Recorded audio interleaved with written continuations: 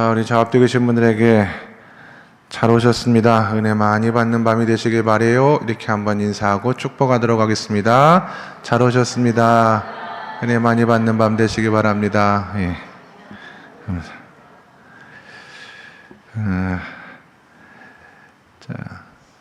설교 제목이 인생 역전이라고 하는 제목으로 제가 잠깐 뽑아봤습니다.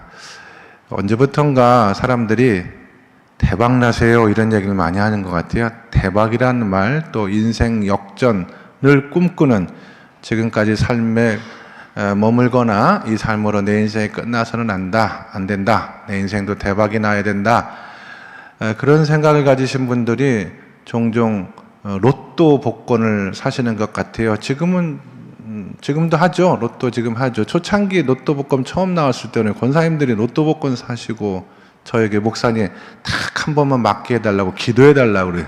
하나님의 귀에다 헌금하겠다고. 근데 지금 그런 분들 없어요. 처음엔 그랬다 이 말이죠. 그걸 사는 이유는 내 인생 한번 대박 맞아서 한번 인생을 좀 바꿔보고 싶다, 새롭게 살아보고 싶다, 그런 마음의 기대와 소원이 담겨져 있는 행동이 아니었는가 싶은데요.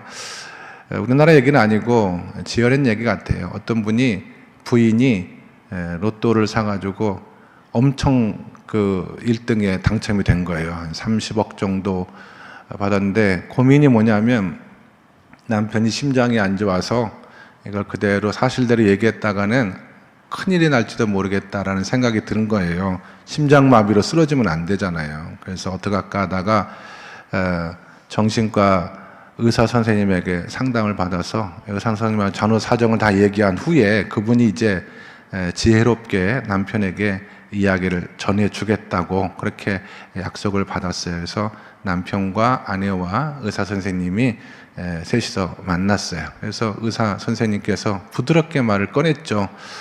만약에 선생님, 만약에 한 10억 정도 복권에 당첨이 됐다라고 하면은 어떻게 하실 거냐 물어봤더니, 뭐 제가 그런 복이 있겠습니까? 무슨 10억이요? 그랬더니, 아니 만약이라는 것도 있잖아요. 그래서 만약에 맞으면 어떻게 하실 생각이세요? 물어봤더니 남편이 말하기를, 자기는 바쁘게 세상을 살다가 한 번도 해외여행을 간 적이 없기 때문에 해외여행 갔다 오고 집 좀 넓은 집으로 이사 가고, 혹 조금 남는다면 우리 아내에게 좋은 차를 사주고 싶다, 그렇게 이야기를 했대요.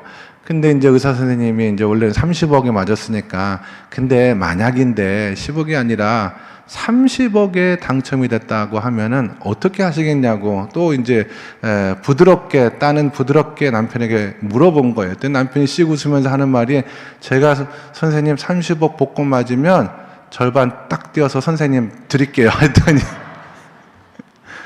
의사 선생님 심장마비로 돌아가셨던 거예요.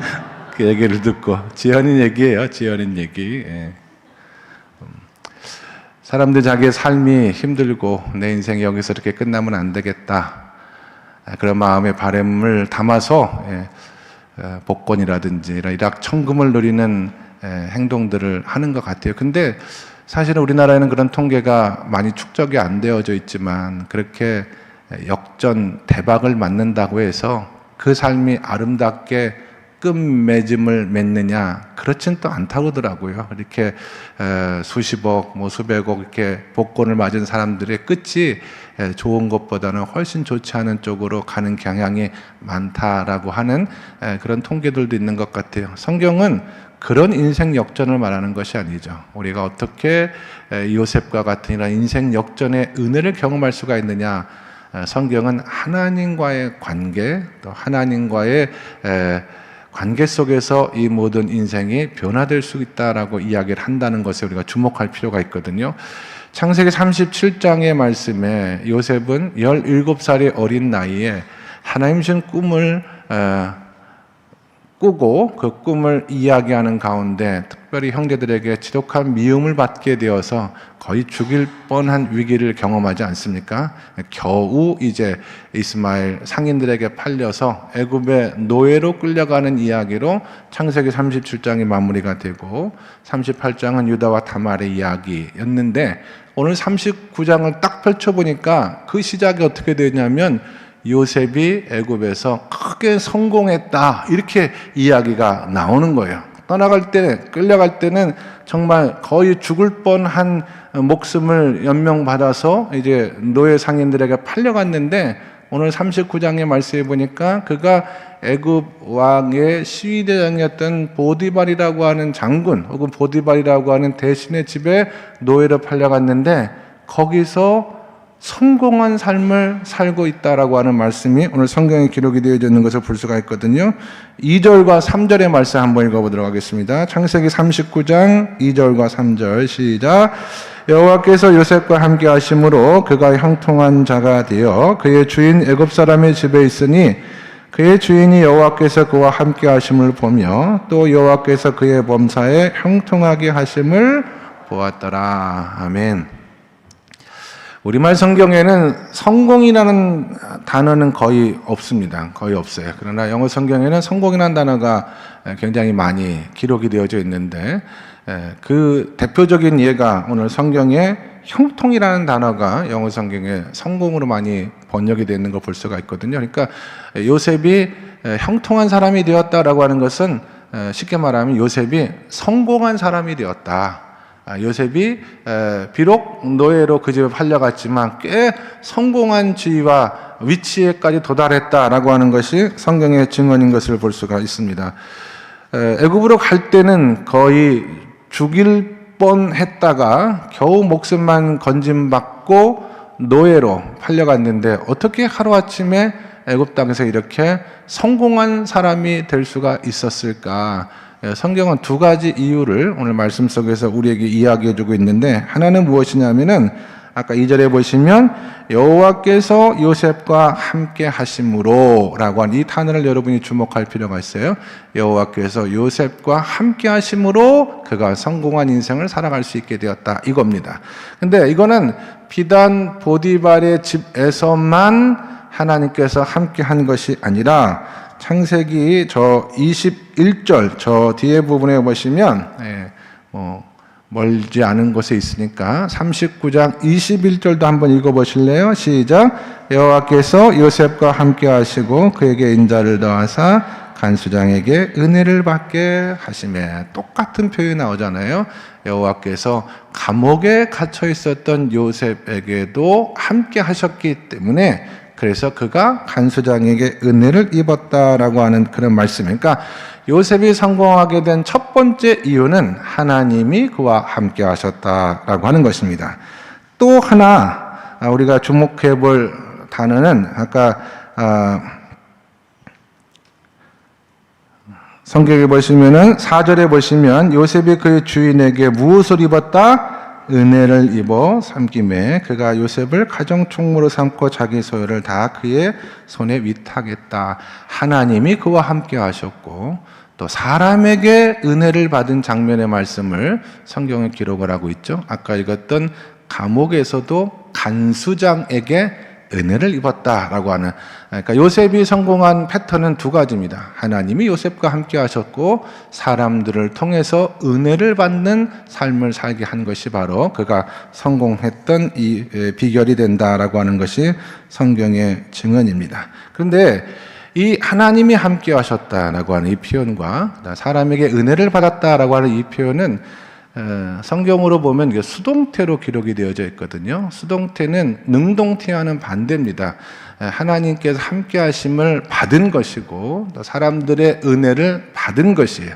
내가 하나님과 함께 하겠다, 사람들에게 은혜를 받겠다, 이런 것과는 별개로 하나님께서 그와 함께 하셨던 것을 요셉은 경험한 것이고 또 사람들이 요셉에게 은혜를 베풀어 주었기 때문에 요셉은 그 은혜를 받아 누리게 되었다라고 하는 그런 문법적으로 보면 그런 의미거든요. 그러면 그런 생각이 들죠. 하나님은 요셉을 사랑하시고 은혜를 주셨는데 그럼 요셉 편에서는 아무것도 한 것이 없나? 이게 성경을 연구하는 데 있어서 굉장히 오랜 역사 속에서 많은 성도들로 하여금 하나님 앞에 신학적으로 또 학문적으로 대단히 초미의 관심이 됐던 부분이 바로 이 부분이거든요. 도대체 하나님은 얼만큼 우리에게 역사하시고 은혜를 베풀어 주시는가? 100% 전적인 하나님의 주권과 하나님의 선택만이 우리 신앙의 삶 가운데 존재하는가? 아니면 하나님께서도 주권적으로 우리를 인도해 주시지만 인간의 편에서도 하나님 앞에 해야 될 어떤 역할들, 또 하나님의 함께 하심을 경험할 수 있는 어떤 노력들, 이런 것들도 필요하지 않겠는가? 요 두 관점의 차이가 발생을 한다라고 하는 것입니다. 하나님의 주권을 어느 만큼 인정을 하고 인간의 역할은 또 어느 정도 우리가 받아들여야 될 것인가 라고 하는 문제. 하나님의 전적인 주권, 전적인 선택, 오직 하나님이 인생의 모든 것들을 다 주관하시고 결정하신다라고 하는 대표적인 신학을 우리는 칼빈주의라고 말합니다. 하나님께서 전적으로 모든 주권을 행사하시고 우리 인간의 삶을 선택하시고 인도하신다에 반해서 하나님께서 선택하시고 주권적으로 역사하시는 것은 맞지만 그러나 인간의 책임 있는 노력과 역할들이 분명히 존재한다라고 하는 것을 강조하는 신학 사상을 가리켜서 알미니안주의다 이렇게 얘기를 하거든요. 그래서 항상 이 두 관점이 모든 신학에 있어서 근본적으로 작동하는 원리예요. 개신교 안에서도 대표적으로 장로교인들은 칼빈주의적 전통에 서 있죠.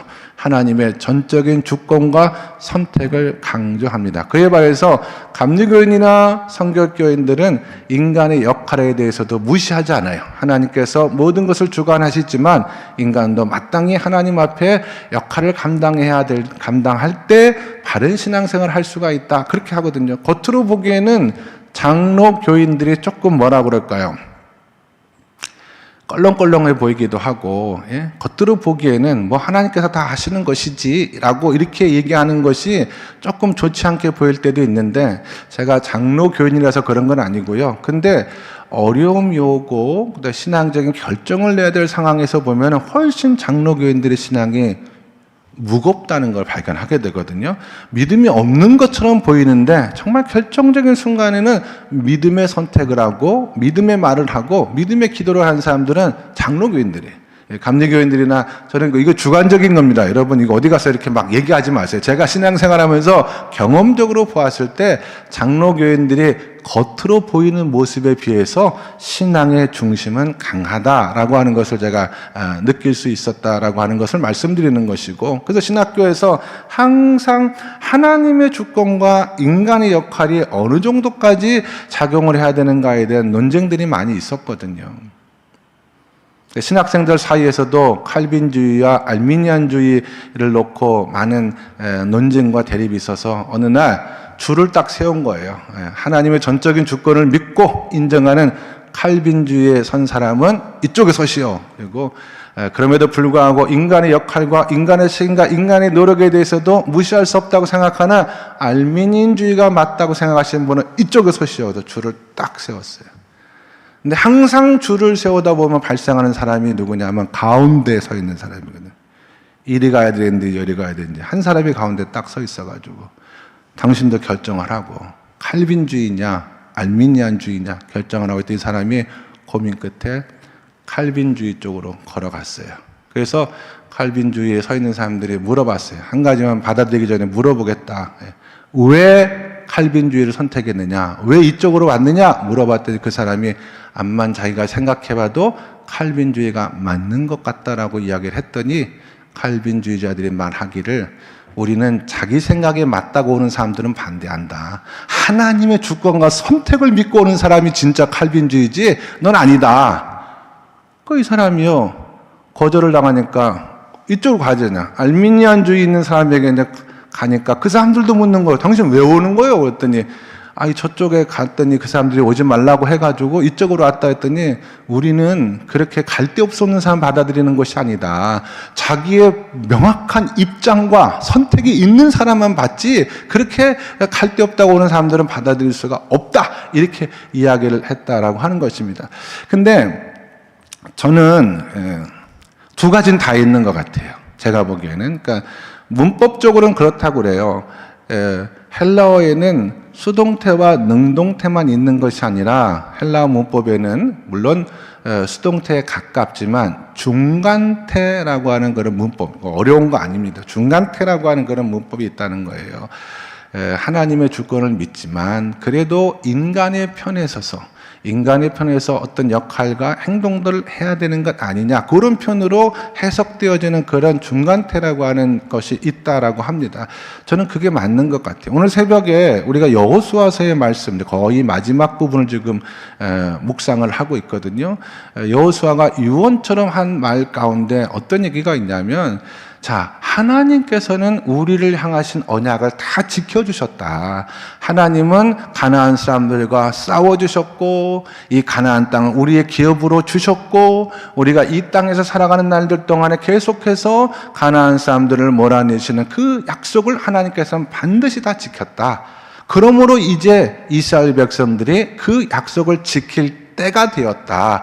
우리는 하나님을 사랑하고 이 이방 사람들과 결혼하지 않고 그들의 우상을 섬기지 않고 율법을 지키는 삶을 반드시 살아가야 된다. 이 언약, 하나님과 이스라엘 백성 간에 맺었던 이 언약을 중심으로 하나님은 이스라엘 백성들에게 책임을 다한 것이고, 이스라엘 백성들은 하나님을 향한 의무를 다하는 이 두 가지가 온전히 존재할 때 이스라엘 백성의 삶이 하나님 보시기에 아름다운 삶으로 세워져 갈 수가 있다. 하나님, 언약을 중심으로 한 하나님의 책임과 또 인간의 의무에 대해서 여호수아가 유언처럼 말씀을 한 것을 오늘 성경에 기록이 되어져 있거든요. 그러니까 하나님은 절대적인 주권을 가지시고 저와 여러분의 삶을 은혜 가운데 인도해 주신 하나님이시고, 그 하나님을 믿고 따라가는 우리의 삶을 통해서는 그 하나님의 주권을 절대적으로 믿고, 또 우리는 하나님 편에서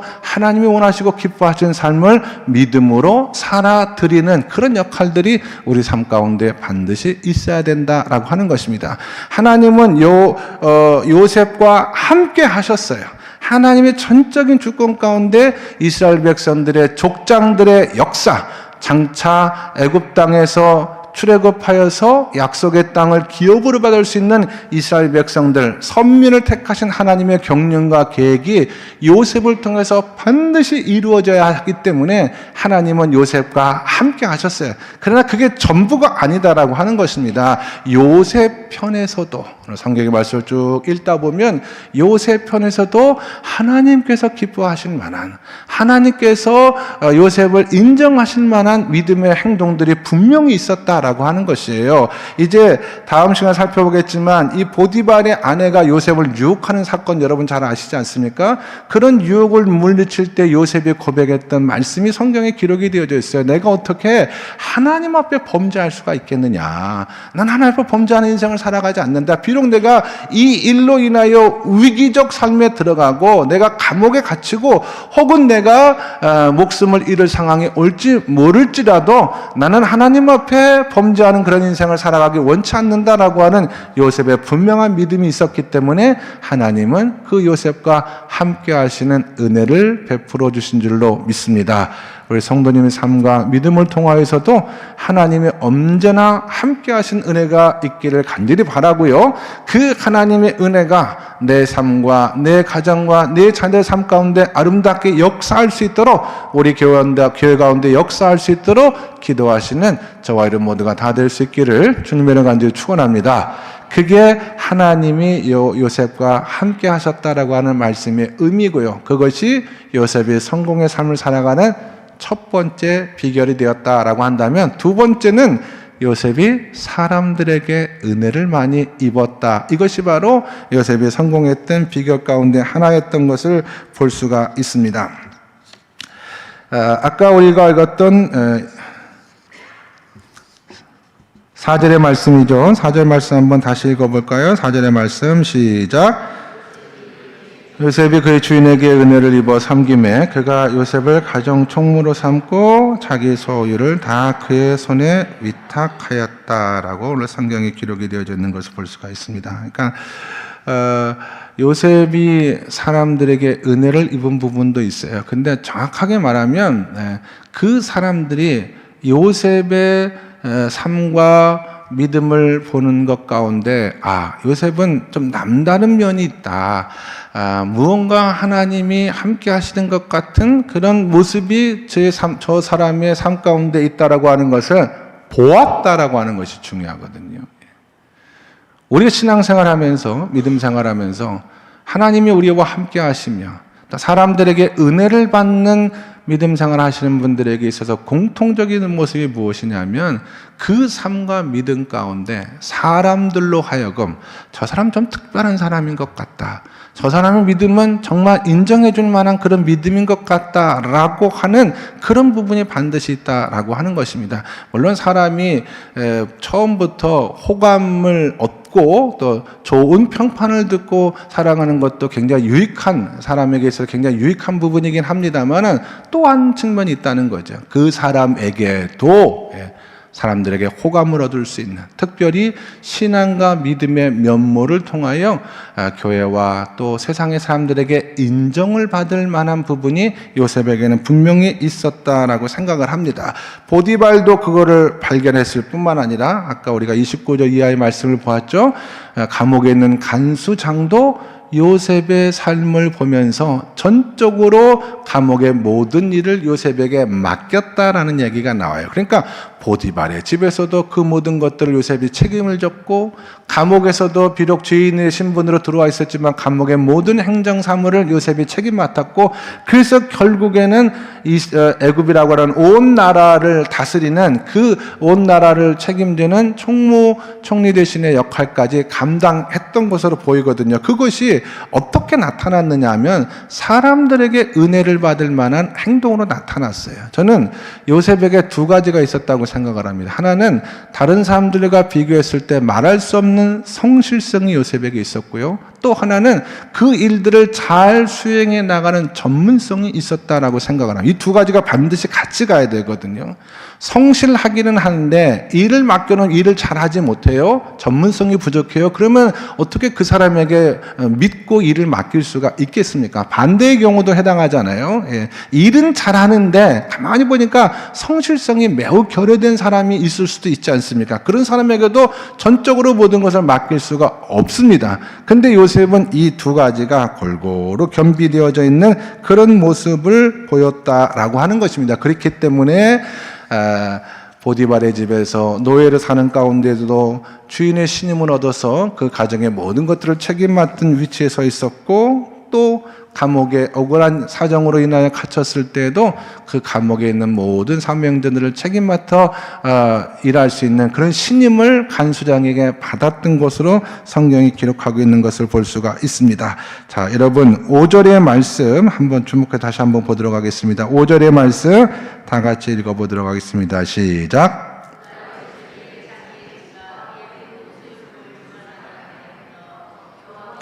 요셉을 위하여 그 애굽 사람 집에 복을 내리심으로 여호와의 복이 그의 집과 밭에 있는 모든 소유에 미친지라. 아멘. 보디발이 볼 때 요셉에게 자기의 집과 모든 소유물을 주관하게 한 때부터 여호와께서 요셉을 위하여 그 애굽 사람의 집에 복을 내렸다라고 기록되어 있잖아요.